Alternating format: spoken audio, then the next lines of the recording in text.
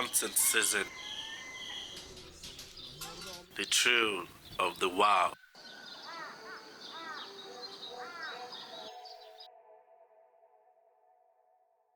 The call of the forest. And the anticipation of a successful hunt.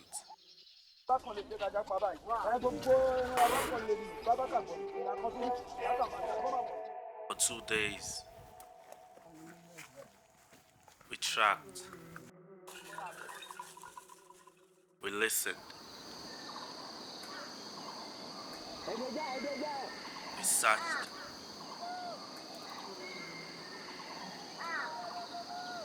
Yet, not a single animal was in sight. The rainy season in the rainforest of Abeokuta is more than just heavy downpours. It's a complete shift in the way the forest behaves. And it's one of the worst times to go hunting. But what happens when nature throws you a curveball?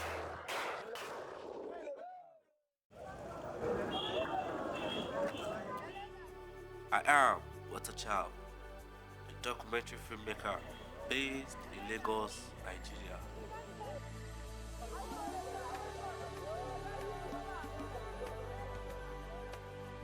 My journey begins in the main city of Abeokuta, which is 5 hours away from the rainforest.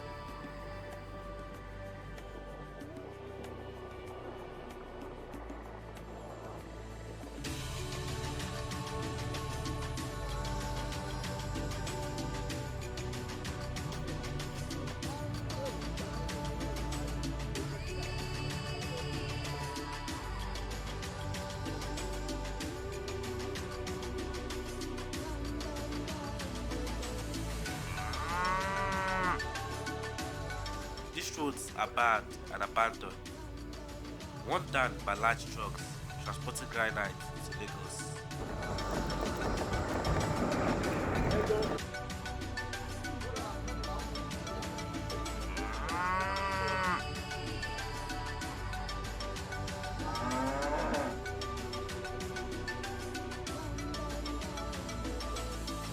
We arrived at the Kajola market, which is about 50 miles from the remote villages in the rainforest.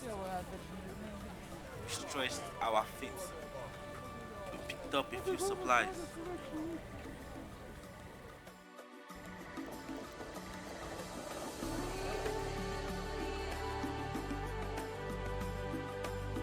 Back on the journey. We are now an hour away from Ibariake.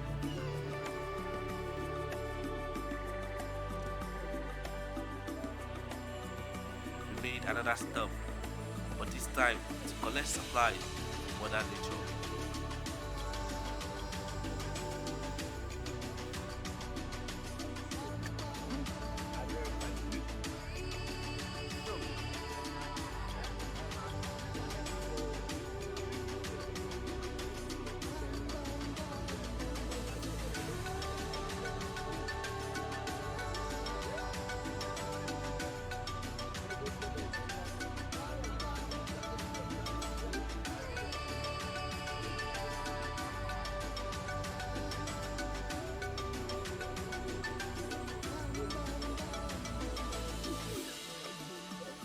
Finally, we arrived at Ibariake.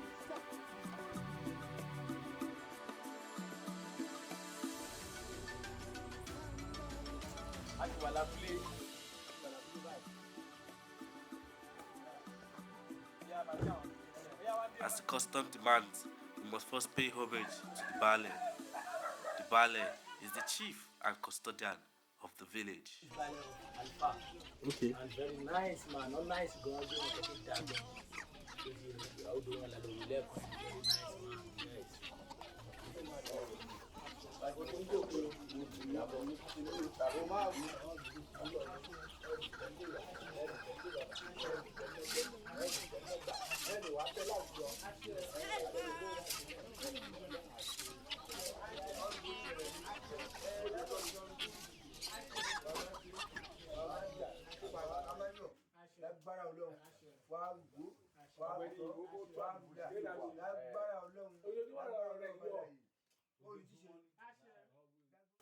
After receiving blessings from the valley, I visited the only source of drinking water in the village, a small lake at the back of the village that never runs dry. Wow. Tó yìí mú báyìí bó ti bàjẹ́ báyìí. Àdó normal ní títí di sìn. Omi tó ń mu lélẹ̀. Wọ́n yìí mú báyìí. Ní lọ́wọ́lọ́wọ́ yìí omi tó ń mu lélẹ̀ yìí. Yeah? It didn't do anything for anybody. They are this thing living in the water. Any now. what kò sí nǹkan tó ṣe é. Pure water. Can you see? Wow.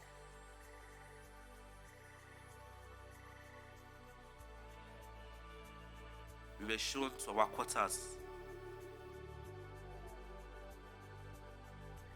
This will be our new home for the next 2 days.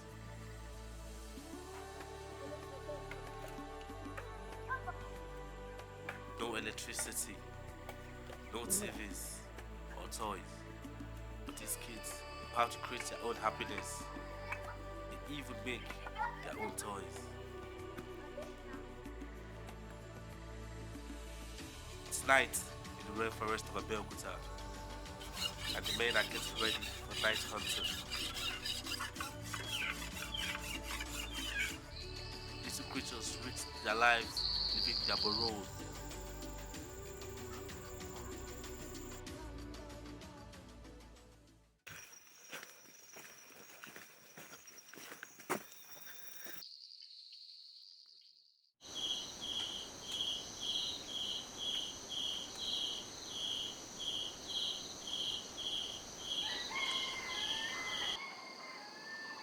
Mornings in the rainforest are usually cold.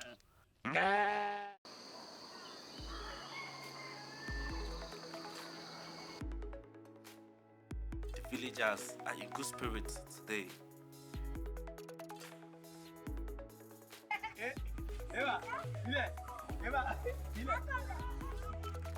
Babatunde, the leader of the hunters, in his late 40s, is a farmer with a large family of 3 wives and 9 kids.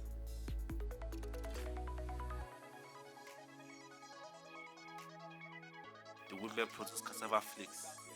These flakes are sold in the nearby markets. It's a source of livelihood for them.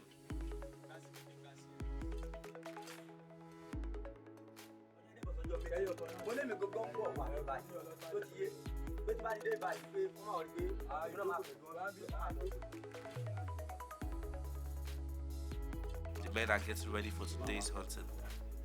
They clean their dead guns. They pray to their gods and make libation to their ancestors. Àwa pè ẹ́ báyìí kó bá lo kókó dé kó bá lo kókó bọ̀ báyìí. Torí ta tí wèrè tèkú tó lé. Ìyá tó rí ọbẹ̀ afẹ́ kó ajá afẹ́ kó gan tó ìdàgbòrú. Ó wá síbi ó pè wá pé ká ṣọ̀dẹ̀ fún òun ká pẹ̀ ẹran ká dẹ̀ níyì.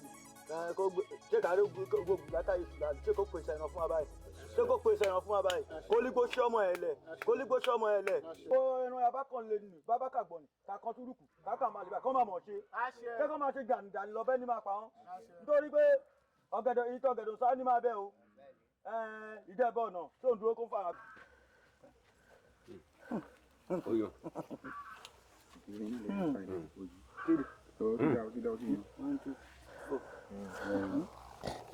Látọ̀pá ìṣúná lo ilé ìlàjú báyìí kó bá la ẹran báyìí kó lọ́mọ kó láre fún wa báyìí ìdíjú bàbá ibi wàhálà báyìí kẹ bá dí mọ́ báyìí wàhálà ìṣòro báyìí kẹ bá kó dípá báyìí kẹ bá mélé báyìí ẹran núgbẹ ìjàkùmọ̀ ẹtù agbọ̀nrín ewúrú olóore ìdá báyìí kẹ wá sílẹ̀ fún wa báyìí kápá báyìí kọ́ máa mọ̀ ṣe lónìí báyìí ká lọ́ọ̀rẹ́ ká bọ̀ọ̀rẹ́ báyìí.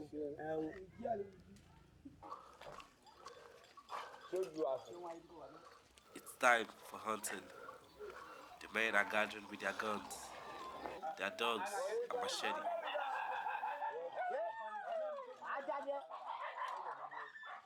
Kòkòrò náà fi sí wọn lọ́rùn tó tọ́ pẹ̀lú dúró láti lọ níbẹ̀ lápẹ́ wọn dé pé kí ó gbébọn wọ́n máa mọ pé tó bá ń lẹ́ran wọ́n máa mọ ẹran yàtọ̀ sí ajá nǹkan tó ṣẹlẹ̀.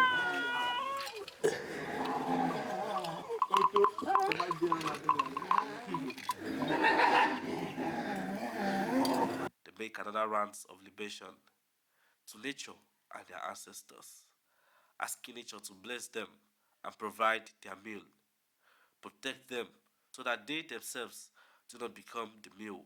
A máa lọ rí. A máa bọ̀ rí. Lágbálọ́ lọ́wọ́ ẹnu tá a bá kọ̀ lọ nígbà ẹja máa ká. Lágbálọ́ lọ́wọ́ ẹni tó bá yọ. For these men, hunting is their way of life. It is their cultural heritage, and most importantly, it is a means of livelihood for them.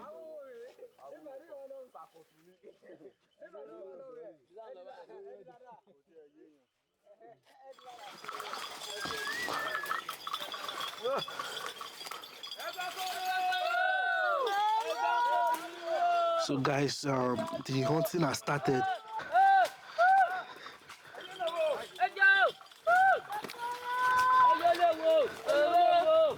The hunters, they have to, stand on the right, the left, and the front of the forest, while the alajas, which are the guys who coordinate the dogs, they go into the forest to chase out the animals, and these hunters are on standby to take the animals down.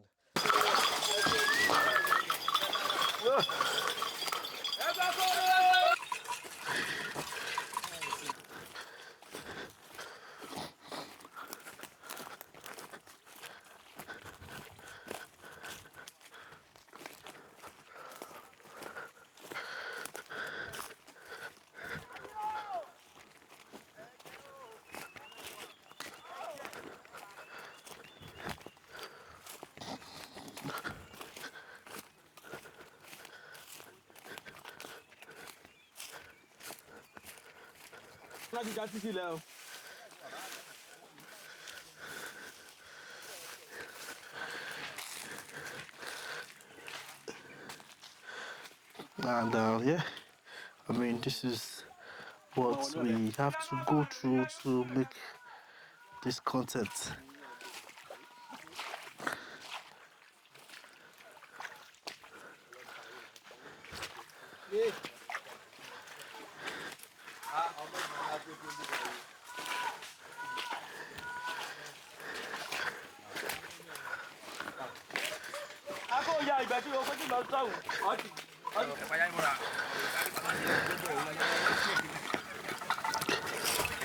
It's past 4 p.m. here, and we are still in the rainforest of Abeokuta, and we are yet to get any animal. But let's see how it goes. Hopefully, before we are done for the day, something would come up. Yes, stay tuned.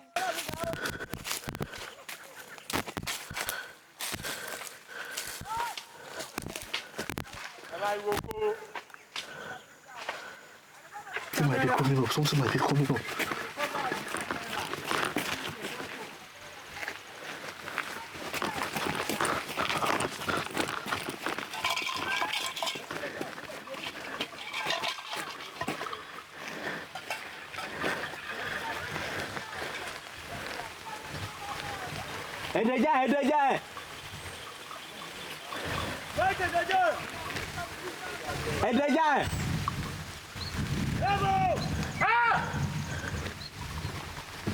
Àbúrò bá bẹ̀rẹ̀ wọlé.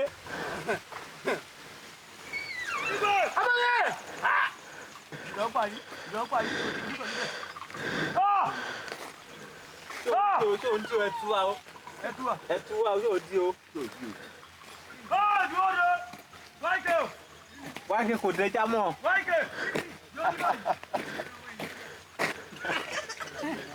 We are done with this part of the forest. We are yet to see or hunt any animals, so we are heading to the other side of the forest, the other parts of the forest, and hopefully we get something.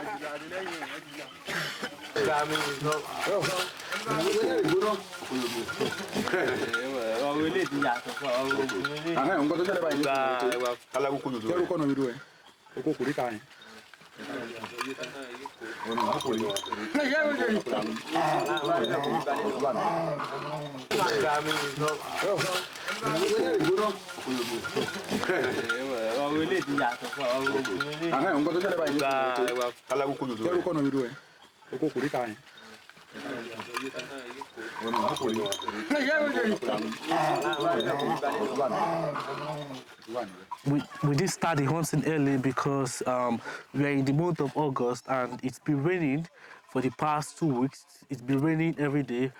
Because of this rain, we couldn't go into the forest because the hunters don't go into the forest when it's raining because the bushmeat won't come out when it's rained. So we didn't go into the forest today until like after 2 or thereabout, and we've been in the forest for about 1 hour 30 minutes now, and we are still unlucky. Yes, we can go to make sure it's a successful day because they won't go back home without something. Hopefully something comes back.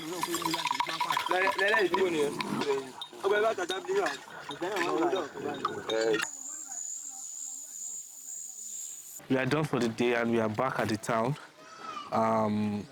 Unfortunately, we could not, get any animal today. So day 2 tomorrow. Hopefully, we are able to get something. But we are done for today. Because of the rain, it's quite sad. That's assembly before and after hunting. So we are back here at the base. Come inside.